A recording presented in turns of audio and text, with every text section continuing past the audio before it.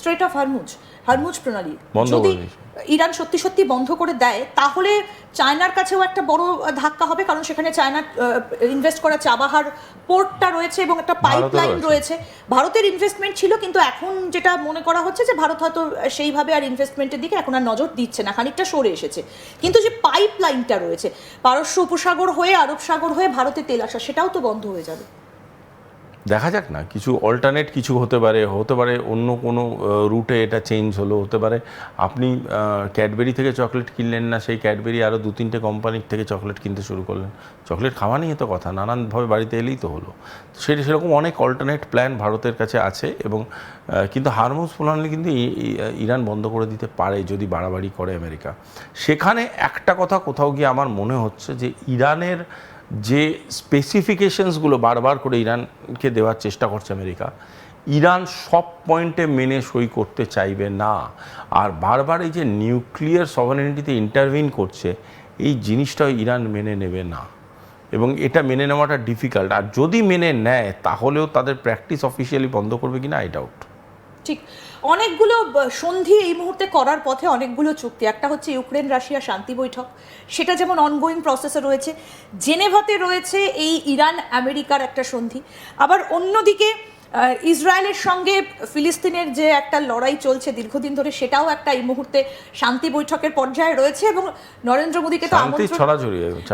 মোদীকে তো already Donald Trump আমন্ত্রণ জানিয়েই রেখেছেন যে সেই শান্তি বৈঠকে যেন ভারত একটা পার্ট হয়। কোথাও গিয়ে দাঁড়িয়ে তাহলে এবার গোটা বিশ্বের রিমোট কন্ট্রোলটা কিভাবে ভারতের কাছে? এটা কি ডোনাল্ড ট্রাম্পই দিয়ে দিলেন? অত অকাত নেই, অত নেই ওকে দেওয়ার। কারণ দেখুন, ও এমন লোক নয় যে স্টিয়ারিংটা অন্য কাউকে পাস করবে। ও গাড়ি ভুল চালালেও, এখানে কোনো ধাক্কা মারলেও ও স্টিয়ারিংয়েই বসবে। পয়েন্টটা হচ্ছে এর পেছনে কি রাশিয়ার কোনো ভূমিকা আছে? এর পিছনে সব থেকে বেশি যে ভূমিকাটা আছে সেটা রাশিয়ার একটা থাকতে পারে। আরেকটা জিনিসের ভূমিকা আছে, সেটা হচ্ছে ইন্ডিয়ার যে একটা স্টাইল হচ্ছে লং টার্ম কার্ড খেলার। ইন্ডিয়া কিন্তু বরাবরই লং টার্ম কার্ড খেলে। এই লং টার্ম কার্ডটা না কোথাও গিয়ে, আজকে ওই যে হয় না LIC পলিসি আমরা করি, বিভিন্ন টাকা দিই, 20 বছর বাদে ম্যাচিওর হবে হ্যান। আমি বারংবার এই কারণে বলছি, এটাই কিন্তু শুধুমাত্র আমরা এখনকার গভর্নমেন্ট, এখনকার প্রধানমন্ত্রীকে বাহবা দিচ্ছি ঠিকই, কিন্তু এই লং টার্ম কার্ডটা কিন্তু ইন্ডিয়ার 70-এর দশক থেকে খেলে চলেছে।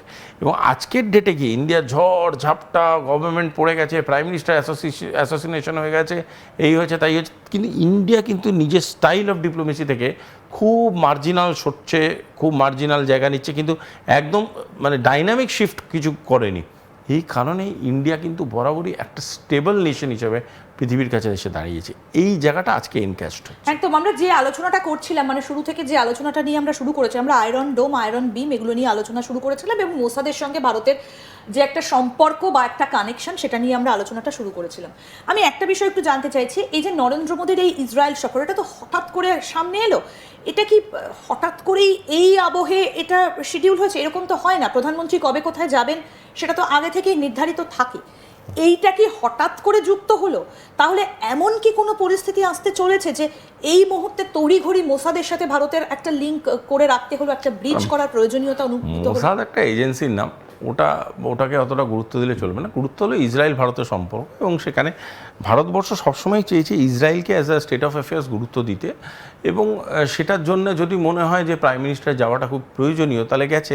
আর আমার এটাও আরেকটা জানার খুব বিষয়, সেটা হচ্ছে প্রাইম মিনিস্টার ইসরায়েল গেছেন নাকি আমাদের স্পেস মিনিস্টার ইসরায়েল গেছেন, কে ইসরায়েল গেছেন সেটা জানাটা খুব প্রয়োজনীয়, সেটা বোঝাটা খুব প্রয়োজনীয়। যে নরেন্দ্র মোদী গেছেন তো ঠিক আছে, সবাই দেখতে পাচ্ছি, কিন্তু কে গেছেন, সেটা প্রাইম মিনিস্টার গেছেন না স্পেস মিনিস্টার গেছেন, এই জিনিসগুলোকে একটু বিস্তারিত এই সফরে কি কি হলো, মানে ভারতে কি কি এলো, আমি একটু technological support, technological bridging, information support. সব থেকে ইম্পর্টেন্ট যে জিনিসটা সেটা হচ্ছে যে আনস্টেবল কন্ডিশনসগুলো জেনারেট করছে বিকজ অফ আনরিলায়েবিলিটি। এই আনরিলায়েবিলিটির কারণটা হচ্ছে ইনফরমেশন একে অপরের সাথে শেয়ার হচ্ছে না। টেকনোলজির ক্ষেত্রে সবথেকে বড় প্রবলেম হচ্ছে টেকনোলজির স্টেবিলিটিটা। এই টেকনোলজিক্যাল স্টেবিলিটি, এনার্জি রিজার্ভ যেটা নিয়ে আগের থেকেও কথা চলছে, স্পেস সভারেনিটি নিয়ে কথা চলছে, এই সব ডাইনামিক্সগুলোকে নিয়ে আমার মনে হচ্ছে ডিসকাশন পয়েন্টার হিসাবে খুব গুরুত্বপূর্ণ। এবং আগামী দিনে ভারত এবং ভারত এবং ইসরায়েলের যে ধরনের বিভিন্ন টপিক নিয়ে আলোচনা হচ্ছে, তার মধ্যে ইনফরমেশন এক্সচেঞ্জ যেরকম ইম্পর্টেন্স থাকবে, সেরকম ইম্পর্টেন্স থাকবে বিভিন্ন ডিফেন্স রিসার্চ এবং ডিফেন্স কোঅর্ডিনেশনের ক্ষেত্রে। এবং সেই জায়গাতে দাঁড়িয়ে আমার মনে হচ্ছে এই সফরটা একটু হলেও আলাদা এবং একটু হলেও ইম্পর্টেন্ট। একদম, আমি ছবিটা একটু দেখাতে বলবো ফুল স্ক্রিনে, যে যখন প্রধানমন্ত্রী নরেন্দ্র মোদী তিনি তেল আভিভে গিয়ে পৌঁছলেন, ইসরায়েলে গিয়ে তিনি যখন পৌঁছলেন, একটা অদ্ভুতভাবে করমর্দনের ছবি আমরা দেখতে পেলাম। এই যে বেঞ্জামিন নেতানিয়াহু জড়িয়ে ধরলেন প্রধানমন্ত্রী নরেন্দ্র মোদীকে। এটা নিয়ে ভারতের প্রধানমন্ত্রী নরেন্দ্র মোদীর প্রধানমন্ত্রী হিসেবে দ্বিতীয় সফর।